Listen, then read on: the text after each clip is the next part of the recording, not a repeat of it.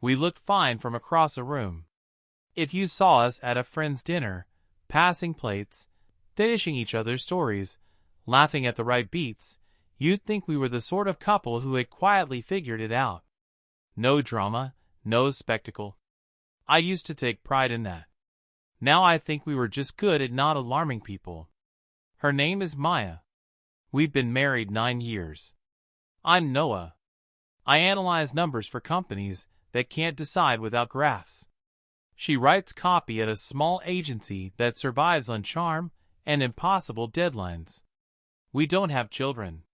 We tried for a while, then stopped, then tried again when we thought trying would fix something larger than biology. It didn't. We never said the word. Brief. But it sat with us at breakfast, between our coffee mugs, polite and heavy. It didn't start with someone else. It started with us becoming careful.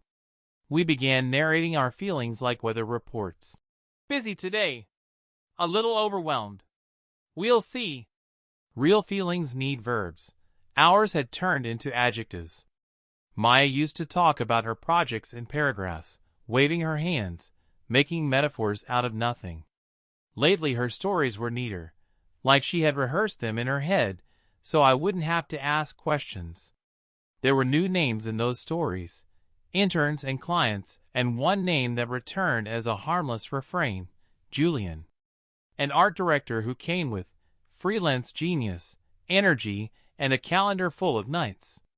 He's good at spotting the line that matters, she said once, slicing the air with 2 fingers, a small smile she didn't share with me. I noticed small shifts, the way you notice the house settling at night.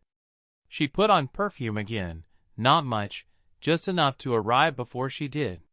She started leaving 10 minutes earlier, which meant we stopped walking to the train together, a ritual that had always felt trivial until it vanished.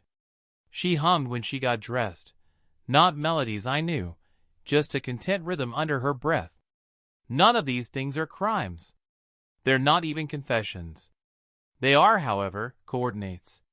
One Tuesday in late October, I came home early with a headache that radiated behind my eyes. The apartment was tidy in the self-conscious way of a room that has witnessed a conversation. Maya wasn't there yet. On the table, a notebook open to a page of lines rewritten in 3 variations. Find the truth you can afford to tell. I ran my finger over the groove of her pen. That sentence had weight. I put the notebook back exactly as I had found it, and felt foolish for being careful in my own home. She came in humming a minute later, surprised to see me. You're early, she said, and kissed my cheek like an apology. She smelled like rain and that new perfume. Bad day? Just loud, I said. She nodded in the way people nod when they have their own loudness to file. She went to the kitchen, went straight for the good olive oil without asking if I'd already eaten. It was a small grace to assume we might eat together. I chopped garlic while she rinsed tomatoes. Our elbows bumped, and it didn't feel like an accident. These tomatoes are terrible, she said. Out of season, I said. Everything is, she said, and then smiled, as if she'd made a joke that could pass for nothing at all. That night, on the couch, she leaned into my shoulder and scrolled through fonts on her laptop. We're pitching a rebrand for Revell, she said. The sustainable fabrics place. Julian wants to go quiet instead of loud. He says the loudness is built in. Our job is restraint. She paused. It's seductive restraint. I pretended to consider the fonts. What I was considering was the word, seductive, and how gently it had landed in the room. We went to bed late, too full, too tired, and I thought, if there is a problem, it is that we've learned to love each other in drafts and never hit send. For a while, we were sweet again in the banal ways that pass for repair. She texted me photos of a dog outside her office with the caption, "He has your skeptical eyebrows." I sent her a song we used to play in our first apartment, when everything we owned echoed on the floor. She replied with a blue heart and play it when I get home? That night we did. She rested her head on my chest, and for 2 minutes I thought the room had turned back in time. Then her phone lit up, face down, a square of light on the coffee table like a tiny stage. She didn't move to check it. She didn't have to. The attention was already divided. I tried to say something honest without sounding scared. You seem more yourself lately. She didn't look threatened. Do I? In a good way, I said. In a way I've missed. She tucked her feet under her. I'm trying to remember how to be the person who wanted things. What do you want? I asked. She looked at me. I was proud of how steady I sounded, as if I expected to be a part of the answer. She exhaled. To feel like the choices I make still move the world even a little. That sounds lonely, I said. It's the opposite, she said softly. It's the feeling of being connected again. The next weeks were a collage of ordinary kindness and bad timing. We cooked. We scheduled a dentist for the same morning like teenagers. We folded laundry side by side. Also, she took more showers at odd hours. Also, she started using a lipstick that looked like nothing until I saw it in bright light and realized it was the color she wore when we first began. Also, the laughter she brought home looked different in her face, less like release, more like a quiet sharing from somewhere I could not see. I didn't check her phone. Not because I'm noble, because I know a truth is easier to bear when it has edges you choose. I watched instead. The way she spoke to me had more patience, as if she had room again. The way she rested her hand on my back when she passed behind me at the sink felt intentional, not a habit. It sounds absurd, but I could feel care returning and shrinking at the same time, like a tide working both directions. At my mother's birthday, we fell into our old choreography, her hand on my elbow when relatives asked pointed questions, my exaggerated stories to make my mother laugh. On the way home, Maya was quiet. Your mom looks smaller, she said. She's lost some weight, I said. I don't mean that, she said. Her world got smaller. She stared out at the streaked window. I don't want mine to. You think I do? I tried to keep Pete out of the question. No, she said. I think you are good at living inside a carefully measured room. And you? I asked. She smiled at the darkness. I'm learning to open a window without asking permission. Back home, she went straight to her desk and scribbled on a post-it. She stuck it to the edge of her screen. Leave the window open. I brushed my teeth and pretended not to read it. In the mirror, I looked like a person worried about wind. On a Friday, her agency hosted a panel.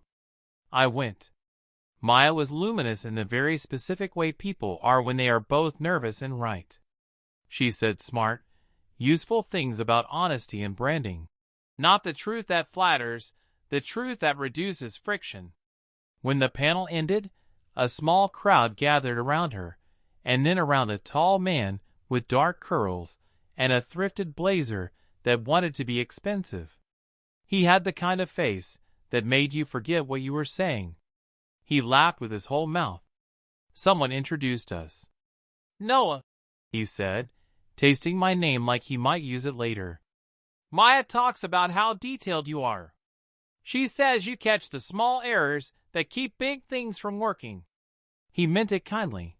I felt filed into a drawer labeled reliable. On the train home I asked, careful. So that's Julian.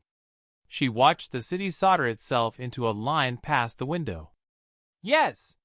He has opinions, I said, pulling a smile into my voice. He does, she said. He's good at choosing. And you like that. I wasn't asking. She didn't pretend not to understand. I like being around decisiveness right now. I'm tired of we'll see. We'll see has saved us before, I said. It's also where we hid, she said. That night I couldn't sleep. Maya breathed evenly beside me, one hand tucked under her cheek the way she used to, when she was 27 and certain.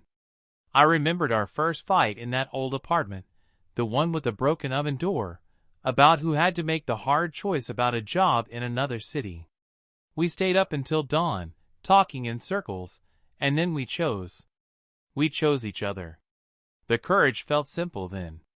Now the choosing felt like lifting something we hadn't trained for. Winter came early. The light in the apartment turned blue by 4 o'clock. She started staying late on Wednesdays. "Client reviews," she'd say, already half in the other room. I learned the exact sound of her key at 10:40 p.m. when she tried not to wake me. I learned the way she would pause in the entryway and gather herself into the version of her that lived here. I learned that I could love her and still fear the places inside her where my name didn't echo. One Sunday we tried to repair. She picked the place. A cafe with tile floors and a chalkboard menu and a window table that made everyone look kind. She wore a sweater I'd given her 3 Christmases ago and sat with her hands around the cup like people do when they want warmth to do more than physics allows. "Tell me something true," she said. It was almost a dare. "I am scared," I said, surprising both of us by not qualifying it. "Not that you will leave exactly. That you have already left the room where we keep our future."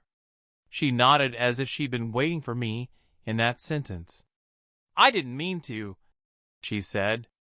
I looked up and realized how quiet it had become. "Are you happy?" I asked, the word childish and huge. "I feel awake," she said. "That's not the same." "I want to help," I said, and felt the thinness of it, like offering a scarf in a storm. She reached across the table and touched my wrist. "You do? All the time. You build safety like other people build arguments. But I have been living in safety for so long I forgot I had muscles." I could have been defensive. Instead, I was tired. "Is there someone?" I asked, and then, because I had promised myself not to turn this into a courtroom, I softened it. "Is there a place where you feel less alone than here?" She blinked slowly. "There are rooms," she said. It was the most honest answer she could give. "I don't want to hurt you." "You are already hurting me," I said. It came out without heat, just as an inventory item. We walked home through air that felt like glass. At the door, she touched the back of my neck the way she does when she is trying to put language on my skin. "I love you," she said. It wasn't a shield. It was a relic. I believed it, and also knew it had lost some of its weight. That week I moved my laptop from the dining table to the bedroom, as if rearranging furniture could quiet the ache of being adjacent. She started wearing a ring I didn't recognize on her right hand, thin and simple, like a reminder to herself that she owned something no one had given her. I made a stew that tasted better the second day and left a bowl for her in the fridge with a note that said, "For the late nights." She texted a heart at 11:02 p.m. It felt like applause from the hallway. When the first snow fell, we stood at the window like children. The city went quiet under it. She pressed her palm to the glass. "It makes everything look forgiven," she said. "For a little while," I said. She turned and looked at me, as if measuring whether I would survive what she had yet to say. "I don't want to disappear inside my life," she said softly. I almost said, "But you're disappearing from mine." I didn't. Love had made me good at protecting her from my truest sentences. That, too, was a kind of failure. Here is how I knew, without checking any screen, without catching a line midair. I watched her become careful with me in the way people become careful around fragile antiques and hot stoves. She gave me laughter I could hold, and kept the live wire elsewhere. She was kinder than she'd been in years. That's the trick of it. Loss often arrives wrapped in gentleness. One night, late, I woke to the sound of the shower. The light under the bathroom door was thin as thread. Water on tile, a rhythm like whispering. I lay there, and counted to 100, and she did not come out. When she finally emerged, steam followed her like a thought. She climbed into bed without speaking and lay very still, as if rehearsing stillness for some other performance. After a long time she whispered, "Are you awake?" I said, "Yes." She said, "I don't know how to hold two truths at once." "Try me," I said. "I am in love with the person I am when I am not afraid," she said. "And I am afraid all the time." I stared at the ceiling and felt something old and solemn pass between us, like a ceremony we hadn't planned. I wanted to tell her that I was afraid too, and that courage might just be a series of small, brave errands done in plain daylight. Instead I said, "I'm here." "I know," she said, and turned toward the wall. I watched the shadow of her shoulder rise and fall against the blue window. If there was a moment the ground truly began to tilt, it was not when she said another man's name. It was when she said nothing, and I could hear the echo of a life opening somewhere I could not go. There's a moment, before something ends, when both people know, but neither wants to name it. That's where we lived for the next few months, in that fragile, wordless space between knowing and pretending. We didn't fight. We didn't accuse. We just softened around the truth, like a bruise you stop pressing. Maya became kinder. That was my first warning. She remembered small things, the way I liked my tea, the songs I used to play when I cooked, how I hated when the blinds were half closed. She started doing them all again, as if she wanted me to remember something. Or maybe she wanted to ease the guilt by giving me comfort before taking something away. We had dinner together most nights. She'd tell me stories from work, carefully curated, stripped of too much laughter or warmth. But every now and then, I'd catch that spark in her eyes when she mentioned a project, and I knew whose name she wasn't saying.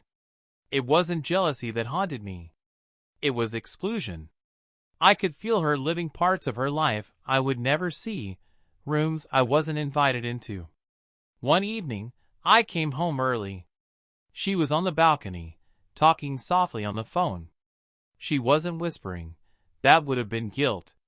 This was something else. The intimacy of someone who didn't need to hide because they already knew I wouldn't ask. She laughed at something. Not the loud, easy laugh I knew, but a quiet, genuine one that came from somewhere deeper. I froze in the hallway, hand on the doorframe, realizing I hadn't made her laugh like that in months. When she hung up and saw me, she smiled, not startled, just calm. "Hey," she said, as if nothing had happened. "You're home early." "Yeah," I said, pretending to look for something in my bag. "Was that work?" She hesitated, just long enough to be noticeable. "Kind of." We left it there. Two adults pretending that honesty was an inconvenience. That night, lying in bed beside her, I stared at the ceiling and thought about how love decays. Not with betrayal, not with shouting, but with repetition. The same small lies told to protect, the same silences mistaken for peace. I used to think forgiveness was the hardest part of love. Now I think it's endurance. The ability to sit next to someone who's half gone and still call it togetherness. I tried, in my own quiet ways, to reach her. I booked a weekend trip to the coast, the place where we used to go before everything became scheduled. When I told her, she smiled softly. "That sounds nice," she said. But when the weekend came, she was too swamped. I went alone. The ocean was gray and indifferent. I walked the same stretch of beach where she'd once told me she wanted to grow old with me. The wind was sharp, the kind that makes your eyes water even when you're not sad. That night, in the small hotel room, I finally texted her, "Do you still want this?" She didn't reply. In the morning, there was a message, "Can we talk when you're back?" When I got home, she was sitting at the kitchen table, coffee going cold. "I read your message," she said. "I guessed," I said. We sat in silence for a long time. The hum of the refrigerator was too loud. Finally, she said, "I don't know what I want, Noah." "That's not true," I said quietly. "You do? You're just afraid to say it." She flinched, then exhaled. "You're right." The air felt heavy. I wanted her to lie just once more, to give me one more month of pretending. "I didn't mean for it to happen," she said. "Julian and I, it wasn't planned. It started small, conversations, ideas, late nights. I felt seen again, alive. And I told myself it didn't mean anything. But it did." I stared at her, not with anger, but disbelief at how calmly she said it, like she was confessing to something inevitable. She went on. "It wasn't about him, not really. It was about me, about what I'd become here. I felt like I was shrinking inside a life I'd built myself, and he reminded me what it was like to want." Her words weren't cruel. They were careful, measured, the way people speak when they practice what they're about to say. "I still love you," she added, and I almost laughed. "But not the way I used to. Not the way that asks anything of me." I looked at her for a long time. "Do you hear how sad that sounds?" She nodded, tears welling up. "It's the truest thing I've ever said." We didn't end that night. Endings aren't clean. They bleed. For weeks, we kept living together, two ghosts keeping the same address. She started sleeping on the couch some nights, saying she didn't want to disturb me. I didn't stop her. Sometimes, she'd touch my shoulder when passing by, a small gesture of habit or guilt. I couldn't tell which. I'd freeze, half wanting her to stop, half desperate for it to mean something again. We talked about everything except what mattered. Grocery lists, bills, laundry. Every conversation was a placeholder for the one we couldn't have. The morning she finally packed a bag, it was raining. I watched her fold her clothes neatly, like she was preparing for a trip instead of a departure. She wasn't crying. Neither was I. At the door, she said softly, "You didn't deserve this." "I don't think it's about deserving," I said. "It's just about where we ended up." She hesitated. "You'll be okay. Eventually," I said. "So will you."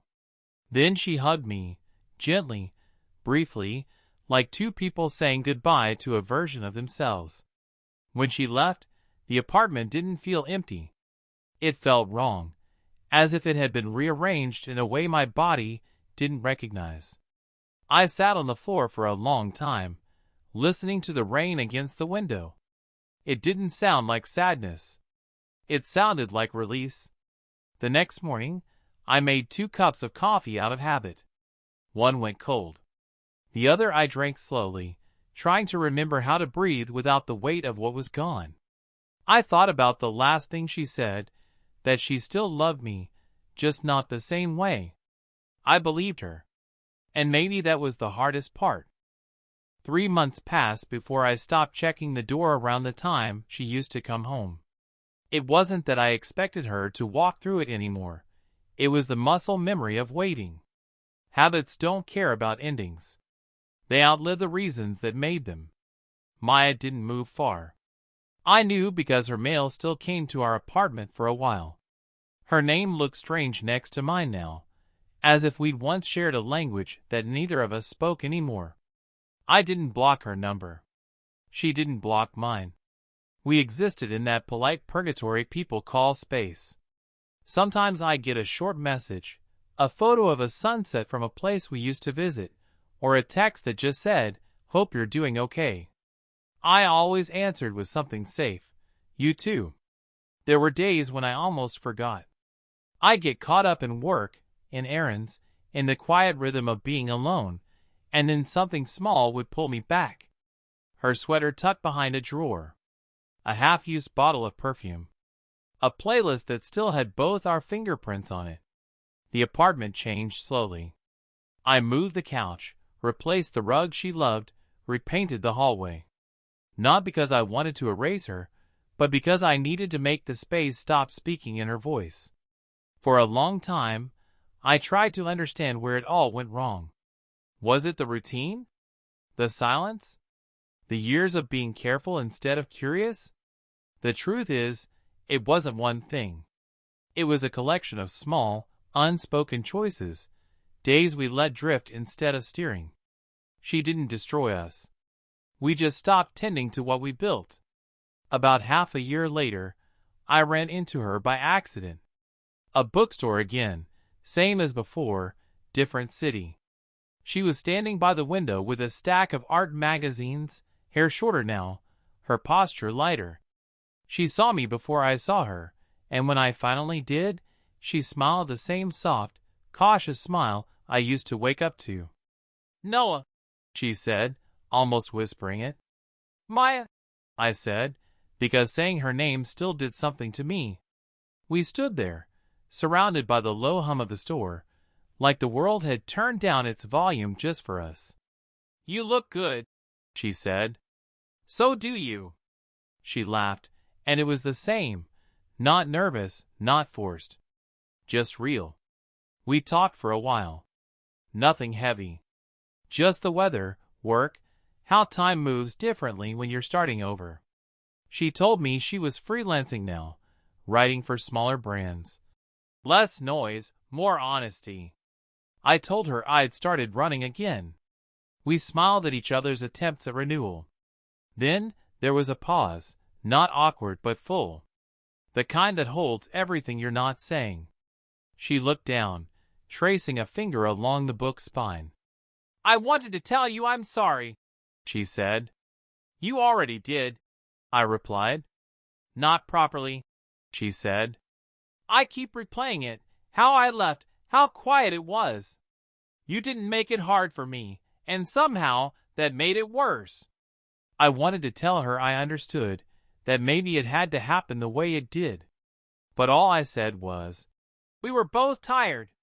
She nodded. "I know. I just wish I'd noticed when you stopped smiling."